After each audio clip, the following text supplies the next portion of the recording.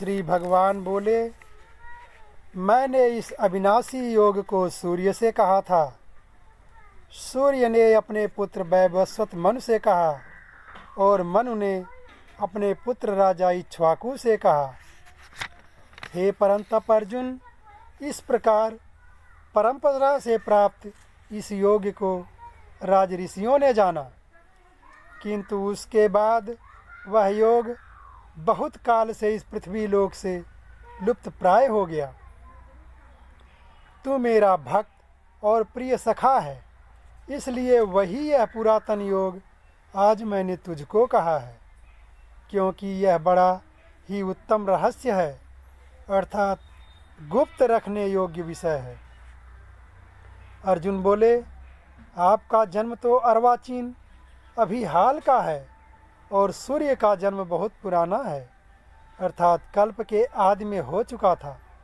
तब मैं इस बात को कैसे समझूं कि आप ही ने कल्प के आदि में सूर्य से यह योग कहा था। श्री भगवान बोले, हे परंतप अर्जुन, मेरे और तेरे बहुत से जन्म हो चुके हैं, उन सब को तू नहीं जानता, किंतु मैं जानता हूँ। मैं अजन्मा हूँ और अविनाशी स्वरूप होते हुए भी तथा समस्त प्राणियों का ईश्वर होते हुए भी अपनी प्रकृति को अधीन करके अपनी योग माया से प्रकट होता हूँ। हे भारत, जब जब धर्म की हानि और अधर्म की वृद्धि होती है, तब तब ही मैं अपने रूप को रचता हूँ, अर्थात साकार रूप से लोगों के सम्मुख प्रकट होता हूँ। साधु पुरुषों के उद्धार करने के लिए, पाप कर्म करने वालों का विनाश करने के लिए और धर्म की अच्छी तरह से स्थापना करने के लिए मैं युग युग में प्रकट हुआ करता हूँ।